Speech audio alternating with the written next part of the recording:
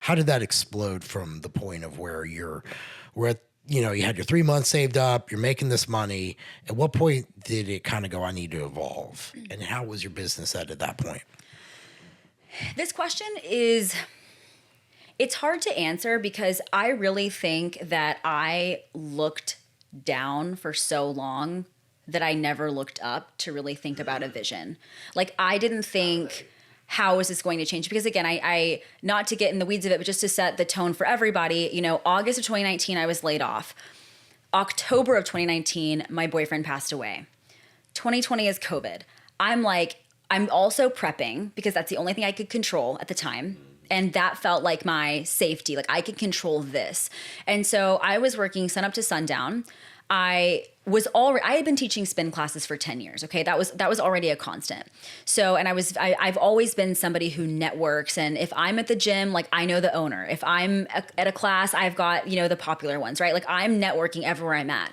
So everything I did was eat, sleep, breathe business. I didn't feel like I needed a break. I didn't feel burnt out. I was chasing this because there was no plan B in my mind. So with that being said, like I would end every cycling class with either like, tag me, I'll shoot you a free workout. Tag me, I'll do a free nutrition audit. Like I was getting in personal training with my gym owner because I knew that they needed another trainer. I knew I had the credentials to do that. So I was just trying to put myself in any place and everywhere that I could be. I remember joining a yoga studio. I don't even do yoga, but just so I could meet more people that I knew would want nutrition coaching. So that was my plan of attack. Now, being a journalist for so long, writing is easy to me. I know how to market. I already knew that. Now, did I know social media tactics? Not necessarily, but I was already posting 3 to 4 times a week. And this is before Reels. This is before that was even a thing, right? So I already had this cadence, but if you go back, it was just inspiration or like little tips. If I would go on vacation, I would take a picture of my icon meals and I would talk about it. I was on my stories every damn day. Like I was honestly just making it impossible not to get value every time you saw my shit. Every time you saw Taylor, you were going to know you have a problem and I can solve it for you. I wasn't pitching necessarily. I was just like, this is what I do. And that's one thing that I want coaches to get from this. You are the result that somebody wants. And everything you do in your life, because I know what you're thinking, oh, but my life is boring. Yeah, so is mine. I go to bed at 9 p.m. But that breakfast you make every damn day, your ideal client is struggling to just do that. They're relying on coffee, right? Like every little thing you do, every workout, everything you do is literally what you're trying to coach them. So you just take what you're doing every day and make your story like a vlog, right? Kind of a day in the life of, right? I think right there, and I just want to stop real quick. Yeah. That sounds like super simple advice, and it is, but it's very effective, right? Like it's super effective to start that way. All you got to do is show them your day. Like you've already mastered a lot of these things that is tough for them. And I forget those things because it's so easy now for me because I've done this 20 years, but you have new followers coming in all the time.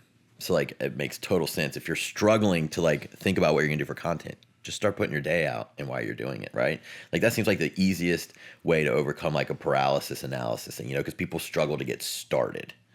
So that's a good piece of advice, I feel like. My best, and this is for if you already have clients, my best piece of advice for content ideas is at the end of every check-in with a client, at the end of every call with a client, whatever, I want you to think of 2 ideas. Your client did something, said something, asked a question that directly relates to a very specific topic, right? Because here's what's not going to scale you from day one. 5 ways to get more protein. I'm bored. I saw that on Pinterest. How to lose 10 pounds. I'm bored. I saw that at the grocery store checkout line. How Sarah lost 10 pounds with this 30-second trick. Oh, I want to swipe. Show me. It could be cream of rice versus, a donut. But I'm just saying, like, if you can relate every single thing to what you do, to what a client does, to what you heard, what you saw, like that is what is going to make somebody say, oh my God, Jason knows me. Jeff knows me. I want to hire them, right? Mm-hmm. And that's where I see the struggle is we're starting out so vague and then we don't know what to do. You know what to do. Take your day and find 6 pieces of content just with your personal day. You'll find way more than you think. Yeah. Do you find that the resistance is people, in my case, the reason I don't like to do content is because I see other people doing content. So therefore I go, well, she's already done better. That I was going to do that exact same thing. She just did it better. All right. Well, I'm just not going to do it. And I think that that's like a defeatist thing. How much do you have people who just say, I don't want to do that because I've already seen so do it? The pushback of always looking to reinvent the wheel, should I say? Because I think in all businesses, anyone who, even maybe you, Logan, could say this too. When you're looking to put something out there, put something that you do, you're always looking to reinvent the wheel. People, I think, when they approach it, so it almost paralyzes them, where they just don't do shit. Is this a real phenomenon, or am I just alone out there and I do a lot of drugs? And I tell my clients, your feed is saturated with top-notch coaches, industry leaders. Your ideal client doesn't know who the fuck Jason Theobald is. Sure. They don't know what the fuck functional is. Yep. So you feel like you're reinventing the wheel, but it's the first time your audience has seen that idea. Put it out there. Can I please jump down on this real quick? Because you're speaking. Sure, yeah, no. Make sure this thing is on. There we go. First of all, about the creating content, what you were talking about doing it on a daily basis, and how you were doing it almost like a vlog. Again, I won't go into the whole thing, but you are speaking my language. Whenever I have my channel, like that was my favorite thing to do is vlogs. But just to throw this out here for a piece of value too, a lot of the pushback that I get about creating content in any kind of way, but especially whenever you start talking about doing it daily and multiple times a day, like I think you said 6 pieces of content a day. My first go-to recommendation is 3 stories in a hard post, a feed post. And the reaction I've gotten to that is like insane. Like I can't, like how would we possibly, one phrase, document versus create. Stop trying to set things up. Stop trying to make things perfect. It wastes time. People don't care. They don't like it. They don't respond to perfect things anyway. They respond to you. And so, like, to your question, you are reinventing the wheel just by being yourself, I think. And like you were talking about, instead of like going with trendy stuff, I think that if you just put yourself out there, like you're saying, just go, you know, you're automatically different because you're you. But creating as you go, you know, it's like, do you own a business? Yes. Do you have customers? Yes. Take your $1,000 phone out of your pocket. Take some pictures. Take some videos. When you're sitting down at home doing nothing that night, post them. Like, it sounds simple, but it is. Like, you have, you know, I mean, right there. I think, you know, with your issue, I think about it. Everyone who's ever went viral, a lot of those things have been said before, but people like the way they delivered it, their personality.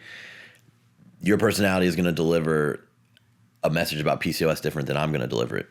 You know what I mean? And so people are going to want to hear you because they follow you.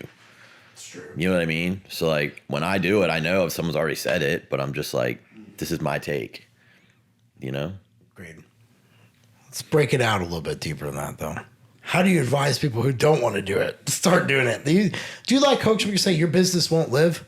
Because I try to tell my people that all the time. When they get asked for advice about any business, I'm like, if you don't like post, people just aren't going to know you exist. People just aren't going to go yellow pages and see if that's even a thing anymore. Damn, I just showed my I know what you're talking about. Yeah. Here's the deal. You're starting a business. Coaching is your skill set. Businesses have to market and sell. You can't avoid that or you will not have a business. That's really as simple as it is. If you hate social media, then find something else. Go get a 9-to-5. It's real easy. Do you want it or do you not want it? I mean, really, you don't have to post twice a day. I mean, when I think about the cadence, like 2019, 3 posts a week. 2024, 2 posts a day. YouTube, podcast, like it evolves with you. There will never be a time from right now that your business needs less content.